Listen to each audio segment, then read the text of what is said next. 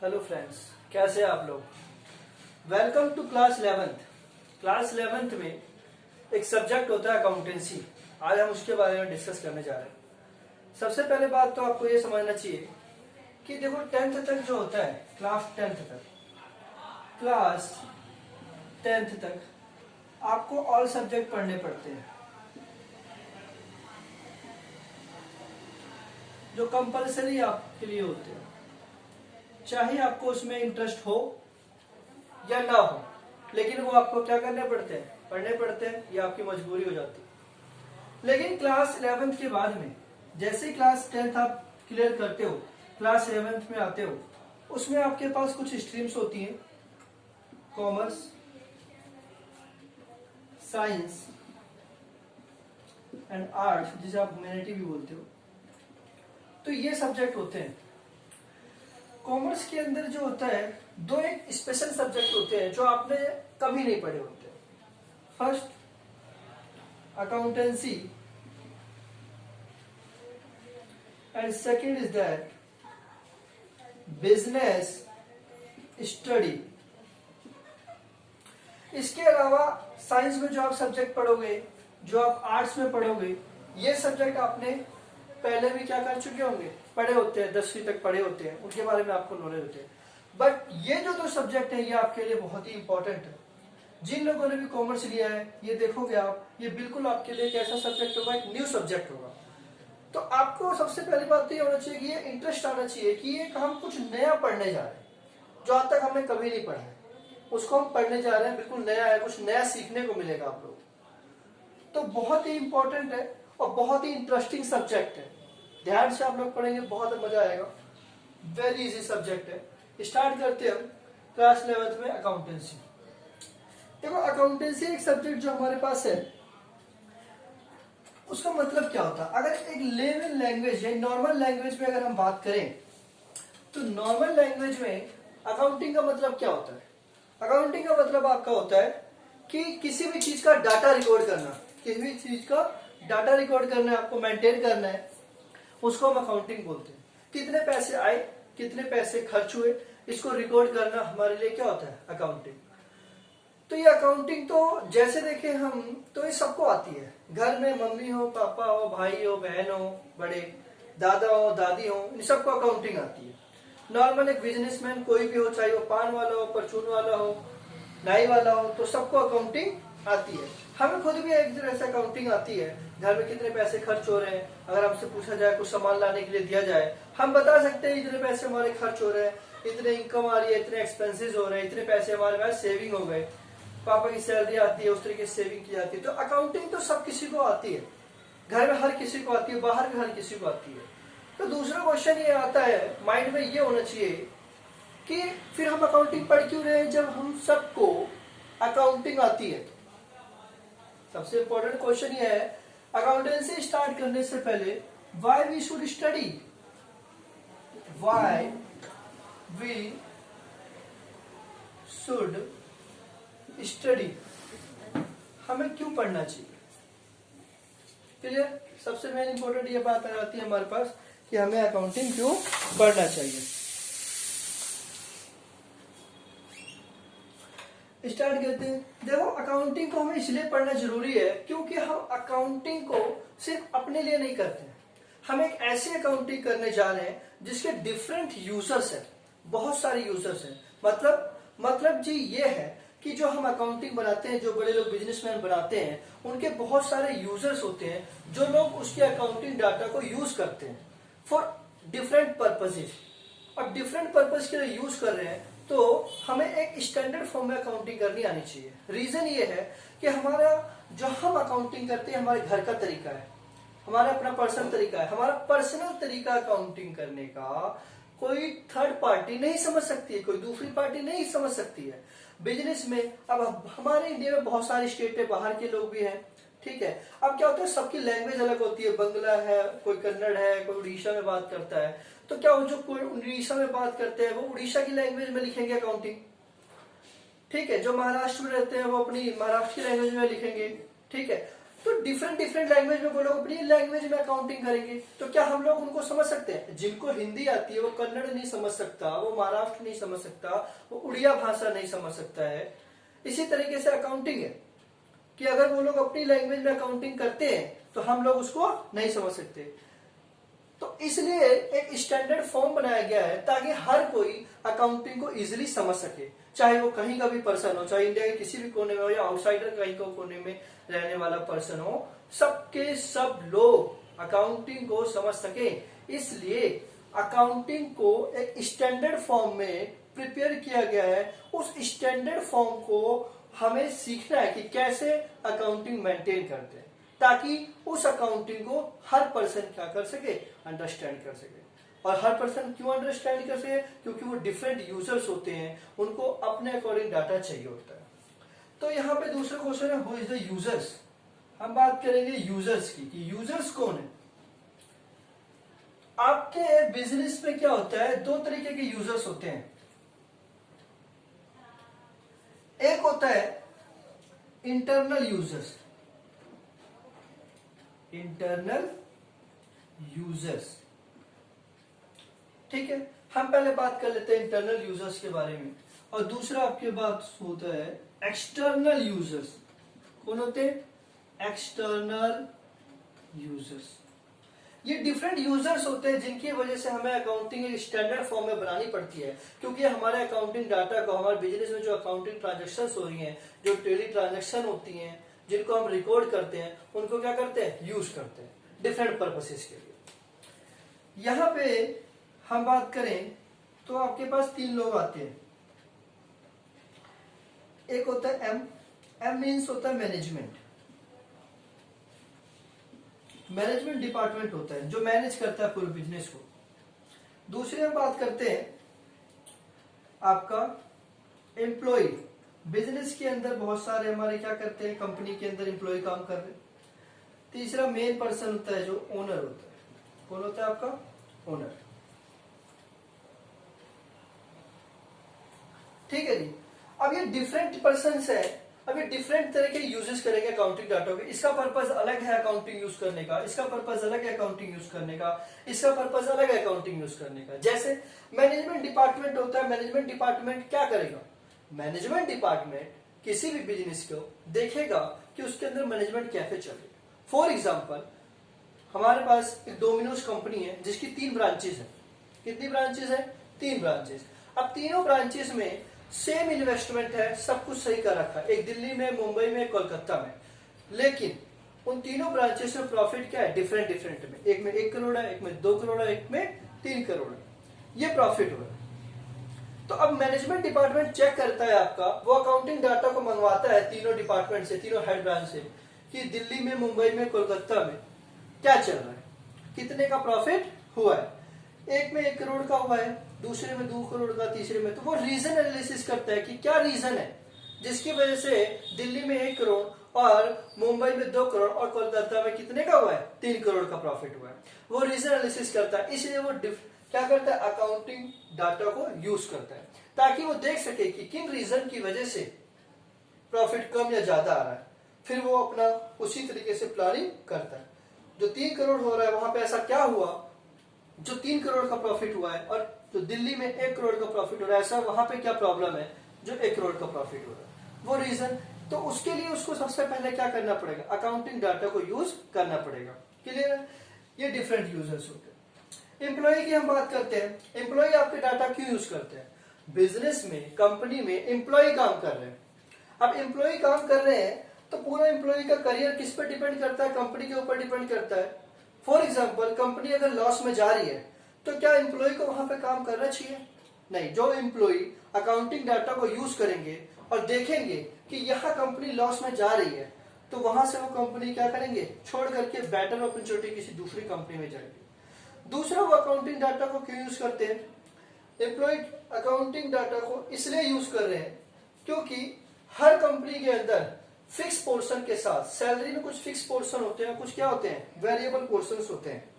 तो जो fix portions आपके होते हैं वो तो फिक्स रहते हैं, लेकिन वेरिएबल पोर्शन इंक्रीमेंट होता रहता है, जैसे बोनस मिलता है। वो किस पे डिपेंड करेगा? प्रॉफिट पे। जैसे जैसे प्रॉफिट इंक्रीज होएगा वैसे वैसे आपको बोनस भी मिलेगा।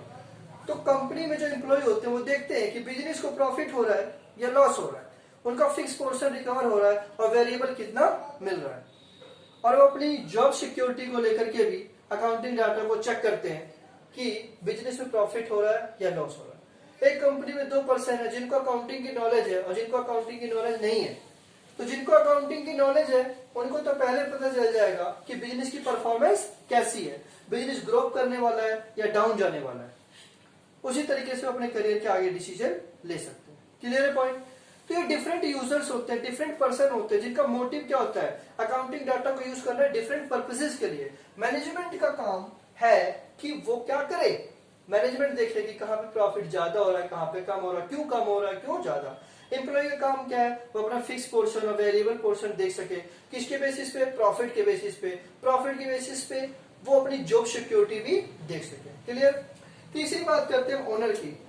सर ओनर को क्यों जरूरत पड़ती है? ओनर तो खुद मालिक है, उसको तो सारे अकाउंटिंग आती होगी, उसको तो नॉलेज होगी, उसको पता है प्रॉफिट और लॉस क्या है। हाँ, एक छोटा व्यापारी होता है, जो छोटा बिजनेसमैन होता है, जिसका एक ही बिजनेस है, जिसका एक ही बिजनेस है, वो तो अपना कर सकता है। लेकिन जिसके 10-15 बिजनेस है, डिफरेंट डिफरेंट टाइप के बिजनेस है। फॉर एग्जाम्पल हम बात करते हैं मिस्टर मुकेश अंबानी की, जिनके बहुत सारे बिजनेस है। अब अगर उनको अकाउंटिंग डाटा नहीं आए, उनको अकाउंटिंग की इंफॉर्मेशन नहीं होगी, अकाउंटिंग की नॉलेज नहीं होगी, क्योंकि उनके जो 10 बिजनेस है, 50 बिजनेस है, वहां हर जगह अकाउंट की टीम होगी, वो अकाउंट डाटा क्या कर रहे होंगे, मैनेज कर रहे होंगे। अब हर पर्सन अगर अलग अलग स्टेट से पढ़ के आया है, उसको अलग अलग नॉलेज है। फॉर एग्जाम्पल हम अपने घर का तरीका यूज करेंगे तो मुकेश अंबानी को तो समझ में नहीं आएगा ना कि हमारे घर का तरीका क्या है। इसलिए हम अकाउंटिंग पढ़ रहे हैं ताकि उसको एक स्टैंडर्ड फॉर्म में प्रेजेंट कर सके। अब वही अकाउंटिंग जो 50 बिजनेस में हो रही है मुकेश अंबानी के, वही same accounting format, same presentation Mukesh Ambani को भी आनी चाहिए। जब उसको नॉलेज होगी तभी वो देख सकेगा कि बिजनेस में उसको प्रॉफिट हो रहा है या लॉस हो रहा है, और उसी हिसाब से वो आगे इन्वेस्टमेंट का प्लान कर सकते हैं। Clear point? तो ओनर को भी अकाउंटिंग आना बहुत जरूरी है। तो ओनर किस लिए यूज करता है, वो देखता है बिजनेस में प्रॉफिट हो रहा है या लॉस हो। क्लियर? चलिए, ये हो गए इंटरनल यूजर्स के जिनको अकाउंटिंग डाटा जो यूज करते हैं। अब हम कुछ बात कर लेते हैं अपने एक्सटर्नल यूजर्स की, कि बिजनेस में कुछ एक्सटर्नल यूजर्स होते हैं जो अकाउंटिंग डाटा को क्या करते हैं, आपके यूज करते हैं।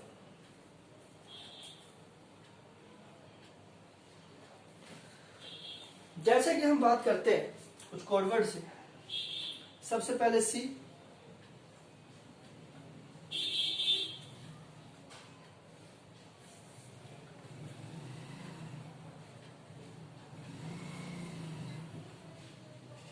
ये हो गया। सी मीन्स क्या होता है, creditor. Who is a creditor? Creditor का मतलब क्या होता है, सबसे पहले आपको ये समझ में आना जरूरी है। देखो, आप बिजनेस करते हो तो उसके अंदर सारी कैश परचेज ही नहीं होती है, आप उधार में परचेज करते हो। कोई आपको उधार में भी क्या करता है, सामान दे के जाता है और बोलता है कि बाद में पैसे दे देना, लेकिन वो आपको उधार क्यों देगा? स्टार्टअप आपका बिजनेस है तो आपको 2 दिन का उधार दे देगा, 4 दिन का दे देगा कि हाँ चलो आप लगा लो, बाद में देना। लेकिन अगर कोई पहले से बिजनेस चल रहा है या यही पर्सन जो स्टार्टअप है, आप उसकी टाइम टू टाइम पेमेंट नहीं करोगे, या फिर उसको क्या लगता है कि आपकी बिजनेस की पोजीशन अच्छी नहीं है, आपका बिजनेस लॉस में जाने वाला है, तो क्या वो आपको उधार देगा? नहीं देगा, नहीं देगा ना। तो दूसरी बात हमारे पास क्या होता है कि क्रेडिटर जो होते हैं वो बिजनेस के अकाउंटिंग डाटा को देखते हैं कि क्या बिजनेस की कैपेसिटी है इतना उधार लेने की, क्या वो उधार लेकर के इसकी पेमेंट कर सकता है। तो क्रेडिटर जो उधार देते हैं बिजनेस में, वो क्या करते हैं, चेक करते हैं कि आप पे कर सकते हो या नहीं। जितना आप पे कर सकते हो उतना ही आपको उधार देंगे।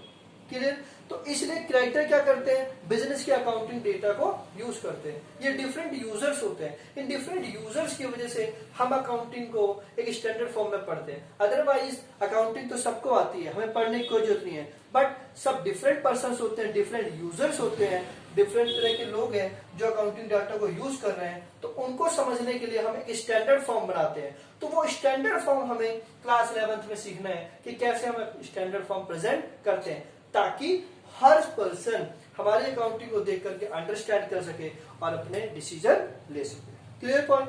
चलिए, दूसरी हम बात करते हैं बी से कौन होता है, बैंक। जैसे कि आप जानते हैं बैंक ऐसे फ्री में लोन तो देता नहीं है, और अगर फ्री में लोन दे दे तो जैसे कि आपका केस हुआ था, ये लॉसेस हो जाते हैं बहुत सारे, नाम पसंद नहीं आ रहा, मालिया नाम था आई थिंक, मालिया का। उसके बिजनेस डाटा को अकाउंटिंग को देखे ही अगर लोन दे दिया गया है और लोन लेकर के चला गया और अब तक पे नहीं हुए, ऐसे बिजनेस क्या हो जाता है, लॉस में चला जाता है। तो इसलिए बैंकर्स जो होते हैं, बैंक में जो मैनेजर होते हैं, वो डिफरेंट डिफरेंट पर्सन होते हैं, डिफरेंट डिफरेंट स्टेट से पढ़ के आए होते हैं। तो सबको क्या सी आनी चाहिए, अकाउंटिंग फॉर्म ऑफ स्टैंडर्ड आना चाहिए, स्टैंडर्ड मैनर में, तभी वो अकाउंटिंग देख सकता है। क्योंकि बैंक के पास गांव के लोग भी, शहर के लोग भी, और लोग आते हैं बिजनेस में लोन लेने के लिए। बैंक में क्या करने आते हैं, लोन लेने के लिए, बिजनेस प्रपोजल कि हम एक बिजनेस स्टार्ट करना चाहते हैं, हमारा लोन सैंक्शन कर दीजिए, हमारा ये प्लान है।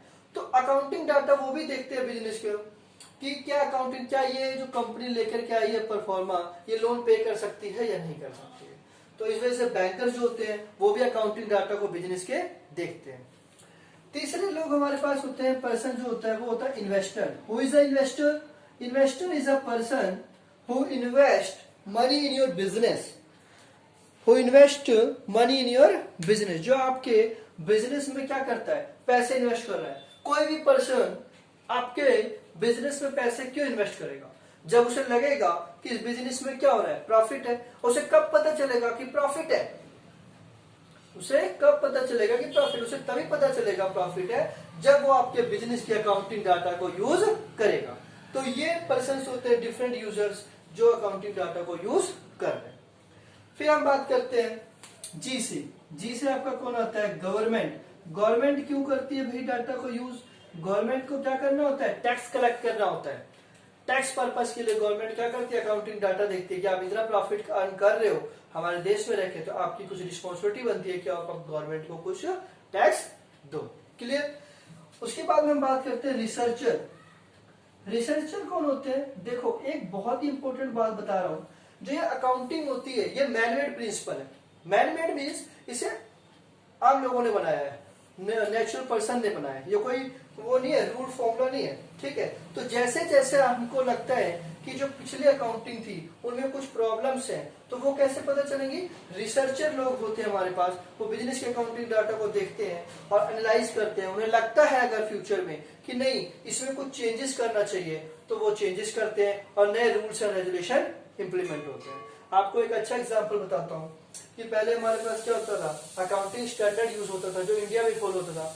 अब हम इंडियन अकाउंटिंग स्टैंडर्ड कर रहे हैं, उसमें कुछ चेंजेस किया है जिसकी वजह से क्या होता है, बाहर के लोग भी हमारे अकाउंटिंग को अच्छे से समझ सके। इसके बाद में क्या आता है, पब्लिक। पब्लिक क्या होती है, पब्लिक आपको देखती है कि आप पब्लिक का मेन मोटिव क्या होता है अकाउंटिंग डाटा देखने का, कि भैया बिजनेस इतना अर्न कर रहा है प्रॉफिट, तो उसकी कुछ रिस्पॉन्सिबिलिटी होनी चाहिए। आपने कोई नाम सुना होगा CSR, सोशल रिस्पॉन्सिबिलिटी करके होती है, उसके ऊपर कुछ एक्सपेंडिचर। इतनी कंपनियां हैं जिनकी वजह से पॉल्यूशन हो रहे हैं, तो पॉल्यूशन हो रहे हैं उसके ऊपर आप कितना खर्च कर रहे हो, ट्री कट कर रहे हो, आप कटिंग कर रहे हो तो उसके ऊपर कितना खर्च कर रहे हो, इन्वायरमेंट के ऊपर कितना खर्च कर रहे हो। तो जो कंपनियां, सबसे बेस्ट कंपनी है टाटा की, जो ज्यादा से ज्यादा इन्वायरमेंट के ऊपर क्या करती है, पैसे खर्च करती है। तो ये चीज भी कंपनी क्या करती है, देखती है। कैसे पता चलेगा, अकाउंटिंग डाटा से पता चलेगा। तो कंपनी लगता है हाँ ये कंपनी बेस्ट है। तीसरे लास्ट पॉइंट पे हमारे पास आता है, सॉरी लास्ट हम बात करते हैं कस्टमर। कस्टमर आपका ये देखता है कि कहीं ऐसा तो नहीं कि आप बहुत सारा प्रॉफिट अर्न कर रहे हो और उसके बाद में कस्टमर को 10 रुपए की चीज कितने में बेच रहे हो, 100 रुपए में बेच रहे हो, 90 रुपए का प्रॉफिट अर्न कर रहे हो। ऐसा भी नहीं होना चाहिए, क्योंकि कस्टमर से ही आपको प्रॉफिट अर्न हो रहा है। उनको एक फेयरेबल प्राइस रखना चाहिए ताकि आपका भी प्रॉफिट हो जाए और उनको भी फायदा रहे। और ये सारी चीजें कैसे होती हैं, अकाउंटिंग डाटा को यूज करके। तो देखो मेन मोटिव क्या था, सबसे पहले आपको पता चलना चाहिए कि हम अकाउंटिंग पढ़ते क्यों हैं। तो हमारे अकाउंटिंग डाटा को क्या करते हैं, डिफरेंट यूजर्स होते हैं, डिफरेंट पर्पस के लिए यूज कर रहे हैं। इस वजह से हमें क्या करना है, अकाउंटिंग सीखनी, ताकि हम उसको एक स्टैंडर्ड फॉर्म में प्रेजेंट कर सकें और हर कोई पर्सन उसे देख करके समझ सके, अंडरस्टैंड कर सके कि what is doing in the business. Okay, तो ये हमारा एक बेसिक लेक्चर है। इसके बाद में हम अपना स्टार्ट करेंगे, नेक्स्ट क्लास आएगी, उसके अंदर मैं आपको बताऊंगा what is a book keeping, what is a accounting and what is a accountancy. Thank you so much. इस वीडियो को देखने के लिए इसको देखिए और लाइक करिए और शेयर करिए। Thank you so much. मिलते हैं अपनी नेक्स्ट वीडियो में जिसमें हम सीखेंगे बुक कीपिंग, अकाउंटिंग और accountancy. Okay, thank you so much.